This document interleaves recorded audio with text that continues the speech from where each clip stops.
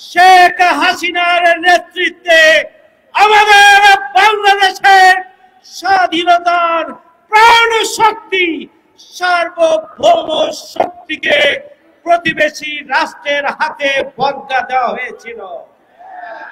সংগ্রামী ভাইয়ের আমার, দীর্ঘ লড়াই সংগ্রাম করে এদেশের ছাত্র জনতা জীবন দিয়ে 24-এর গণঅভ্যুত্থানের মধ্য দিয়ে স্বাধীনতা সার্বভৌমত্বকে আমরা ফিরিয়ে এনেছি।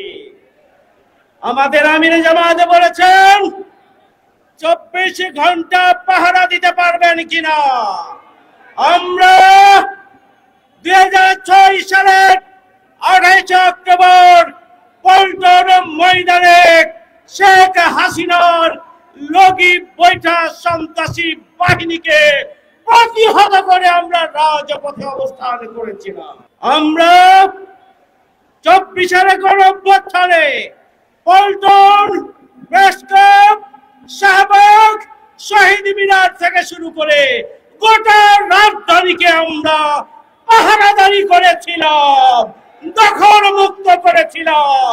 সুতরাং আগামী দিনে শেখ হাসিনার কোন কিরণক, তাদের কোন দলবিবাহক অথবা তাদের কোন দোসর নতুন করে নতুন বাংলাদেশ নিয়ে যদি চক্রান্ত ষড়যন্ত্র করেন, বুকের তাজা রক্ত দিয়ে এই রাজধানীকে নিয়ন্ত্রণ করার মাধ্যমে তাদের সকল ষড়যন্ত্র চক্রান্ত আমরা ব্যর্থ করে দেব ইনশাআল্লাহ।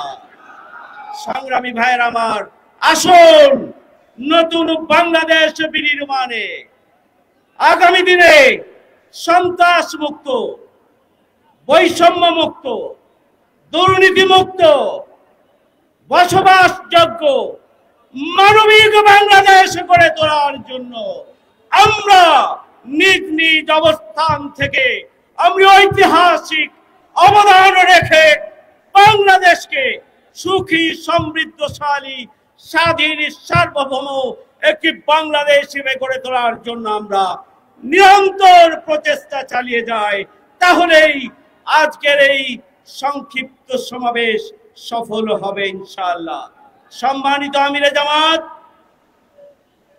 আজকে সকাল বেলায় কুয়ালালামপুর থেকে তিনি বাংলাদেশে এসে তিনি নির্ঘুম সময় কাটিয়ে কষ্ট করে আমাদেরকে দেশ ও জাতির এই ঐতিহাসিক মুহূর্তে পল্টন ময়দানের জনসমুদ্রে আমাদেরকে সময় দিয়েছেন, আমাদের আয়োজনকে সার্থক করেছেন।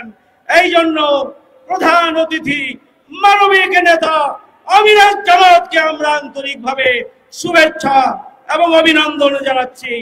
আজকের এই বিজয় র্যালি পূর্ব সমাবেশে আবারও ঢাকা সহ দেশবাসীকে বিজয়ের এই শুভক্ষণে আমরা আন্তরিক শুভেচ্ছা জানিয়ে, সংগ্রামী শুভেচ্ছা জানিয়ে সমাবেশের আজকের এই সংক্ষিপ্ত অংশ আমরা শেষ করছি।